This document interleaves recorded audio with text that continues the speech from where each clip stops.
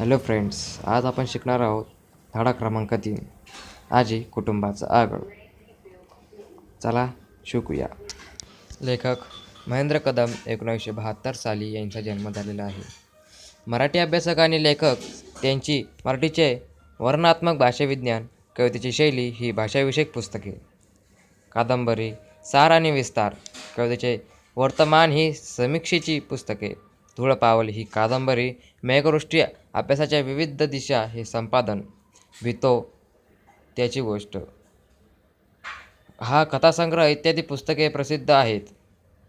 कवितेची शैली या पुस्तकास 2007 साली महाराष्ट्र शासनाचा दादोबा पांडुरंग पुरस्कार मिळाला आहे. ग्रामीण संस्कृतीतील एकत्र कुटुंब पद्धतीचे अनुपम दर्शन या पाठातून घडते.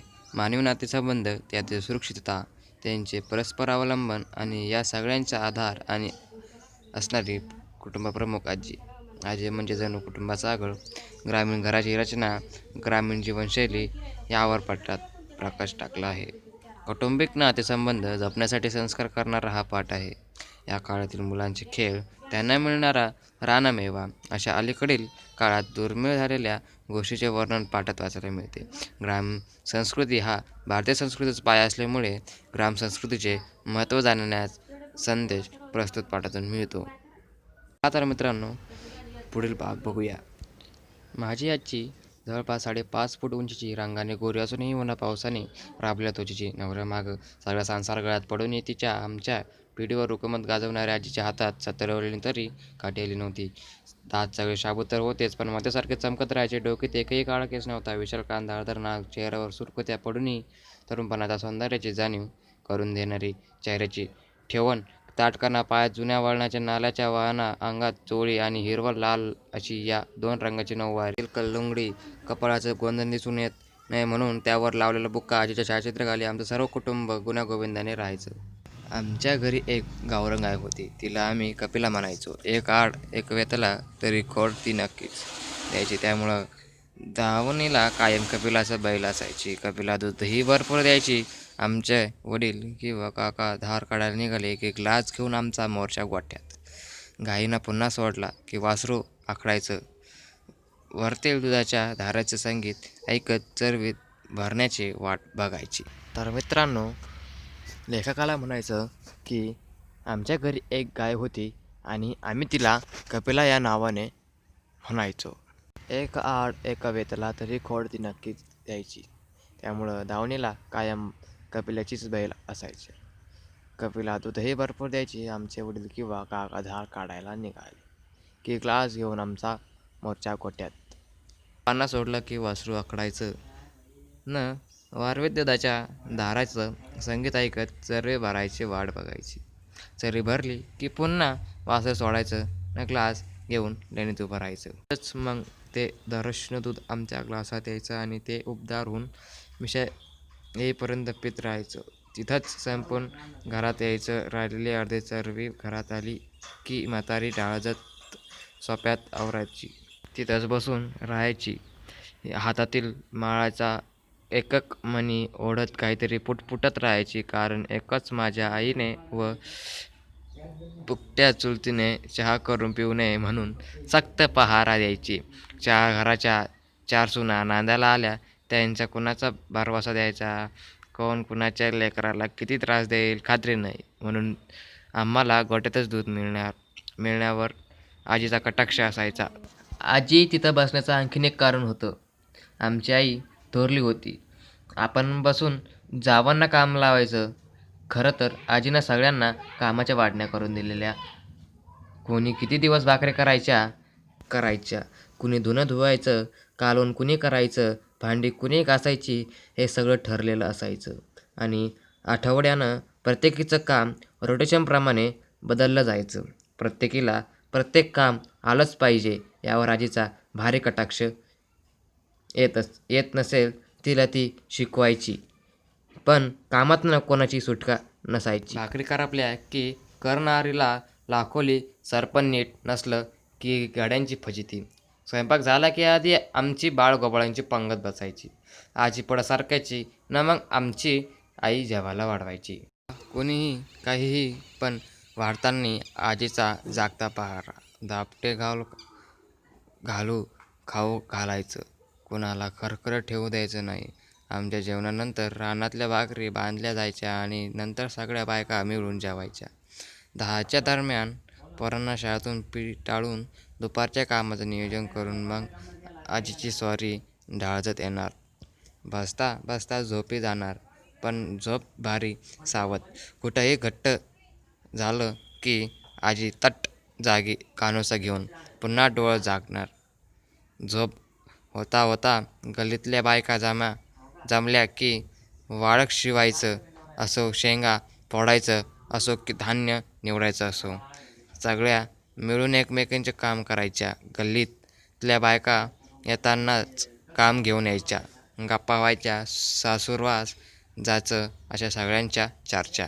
आमची ढाळच म्हणजे गावाचं वर्तमानपत्र होतं आणि आजी त्यांची संपादक होती, तर सगळ्या बातम्या तिथं यायच्या. त्याची शहानिशा व्हायची ना मग त्या गावभर जायच्या. कंडूस पाडायच्या आधी ही मैफिल मोडायची. माणसाची वेळ झाली की म्हातारीची ढाळ सुटायची. माणसं ढाळजत बसायची. रात्री 8च्या दरम्यान ढाळजाचा दरवाजा लागला आणि एकदा आतनं आगळ टाकली की वाडा शांत व्हायचा. ही आगळ दरवाजाला लावणं किंवा ती काढणं म्हणजे आमच्यासाठी दिव्य असायचं. मुळात ही 6 फुटाची लांब आणि पाऊण फूट रुंद अशी सागवानी आगळ एक भिंतीतल्या देवळीत आरपार जायची. ती आरपार घालवून दरवाजा उघडणं किंवा तिच्या तोंडाला असणाऱ्या पितळी वाघाच्या जबड्यातील कडेला हात घालून ती बाहेर ओढणं व समोरच्या भिंतीतल्या देवळीत ढकलणं फार अवघड गणित होतं. ही आगळ म्हणजे दरवाजाचं पर्यायाने वाड्याचं भरभक्कम संरक्षण कवच होतं. दुपारीही एकदा आगळ टाकली की उन्हाचं सुट्टीचं आम्हाला बाहेर पडायला संधी नसायची. तसाच रात्रीच्या आगळीचा आदरही तितकाच वाटायचा. भर उन्हात मग आजीला जास्त त्रास होऊ न देता तिथंच ढाळजत पडवीत सोप्यात कुठेही आम्ही बैठ खेळ खेळायचो. चिंचोके, गंजन, खापराच्या भिंगऱ्या, जिबल्या, चुळू, मुंगळा, भोवरा, गोट्या असले खेळ असायचे. तर कधी घरातल्या सरपणातील लाकड काढून विटी-दांडू भोवरं बनवत बसायचं. भिंगऱ्या बनवताना त्यांना गोल आकार देण्यासाठी दगडावर घासत बसायचं. मधनच हुक्की आली की पाटी काळी कुळकीत व्हावी म्हणून खापरांना घासायची. तर वाडाच्या वाळल्या शेंगांना छिद्र पाडून वाभळी काट्यात ओवायच्या.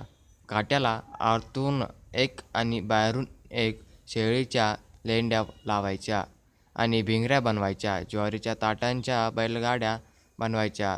तालमीतल्या लाल माती आणि बैल बनवायची. कधी गोल गोटे आणून ते घडत बसायचे आणि त्यांच्या छान छान गोल गोट्या बनवायच्या. मग सगळ्यांचा डोळा चुकवून हळूच सटकी मारायची न गोट्या खेळायला जायचं. तिथंच कुरीचा डाव रंगायचा. ज्यांना खेळायची संधी मिळायची नाही ती पोरं माकडसारखं वरच्या पारंब्यांना लोंबळत राहायची. झोका खेळायची.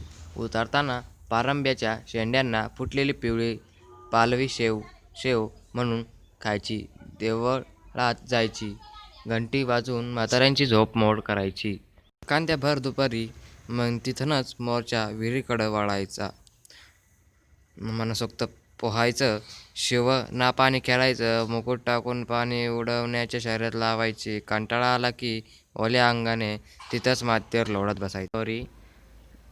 तर तिथंच मातीवर लोळत पडायचं. चटके बसायला लागले की पुन्हा पाण्यात उड्या थकून घरी यायचं आणि भाकरी उड्या टाकायच्या. लाल डोळं आणि पांढरं पडलेलं अंग बघून आजीचं बोलणं खायचं.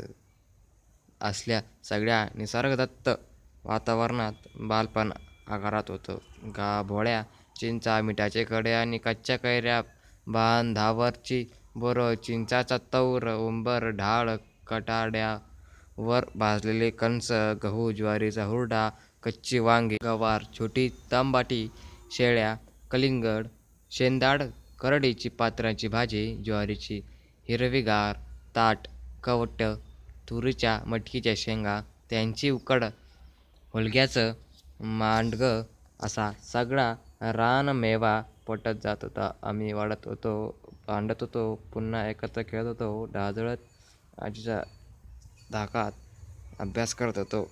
आजीच्या मायेच्या सावलीखाली आम्ही मोठे होत होतो. तर मित्रांनो, good bye, see you, meet me again.